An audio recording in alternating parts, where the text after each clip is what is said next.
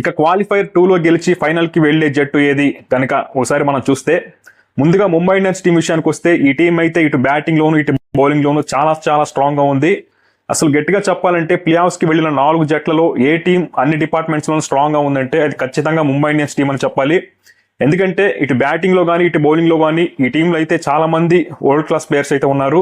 అంతేకాకుండా గతంలో వీళ్ళకి 5 సార్లు టైటిల్ గెలిచిన అనుభవం ఉంది. ఇలాంటి ఇంపార్టెంట్ నాకౌట్ మ్యాచెస్లో ఎలా ఆడాలో వీళ్ళకి బాగా తెలుసు. కాబట్టి ముంబై ఇండియన్స్ టీం అయితే చాలా చాలా స్ట్రాంగ్గా ఉంది. ఎక్కడ కూడా ఎలాంటి వీక్ లింక్ అయితే కనిపించట్లేదు. ఇక other hand Punjab Kings team విషయానికి వస్తే వీళ్ళైతే లాస్ట్ మ్యాచ్లో బ్యాటర్స్ అందరూ దారుణంగా ఫెయిల్ అయ్యారు. 101 పరుగులకే ఆల్అౌట్ అయ్యారు. కాబట్టి ఖచ్చితంగా పంజాబ్ కింగ్స్ దగ్గర సాలిడ్ బ్యాటింగ్ లైనప్ ఉంది. కాకపోతే వాళ్ళు లాస్ట్ మ్యాచ్లో ఫెయిల్ అయ్యారు కాబట్టి ఖచ్చితంగా ఆ మ్యాచ్ని వాళ్ళు ఒక పీడకలలాగా మర్చిపోయి ఈ మ్యాచ్లో ఫ్రెష్గా స్టార్ట్ చేస్తేనే పంజాబ్ కింగ్స్కి ఏమన్నా ఛాన్స్ ఉండే అవకాశం ఉంది.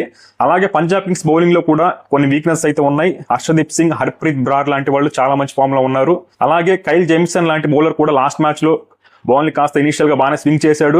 అలాగే మార్కో ఎన్సన్ లేకపోవడం కూడా పంజాబ్ కింగ్స్కి కాస్త పెద్ద దెబ్బ అని చెప్పాలి. కాబట్టి వాళ్ళు కనుక చాహల్ని కనుక తీసుకొని వస్తే ఖచ్చితంగా పంజాబ్ కింగ్స్కి కాస్త అడ్వాంటేజ్ అయ్యే అవకాశం ఉంది.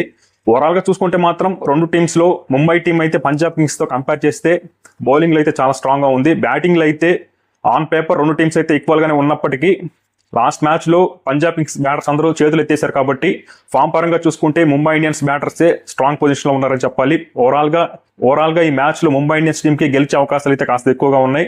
అలా కాకుండా పంజాబ్ కింగ్స్ ఏమన్నా అద్భుతం చేస్తే మాత్రం ఖచ్చితంగా పంజాబ్ కింగ్స్ కూడా మ్యాచ్ గెలిచే అవకాశం ఉంది.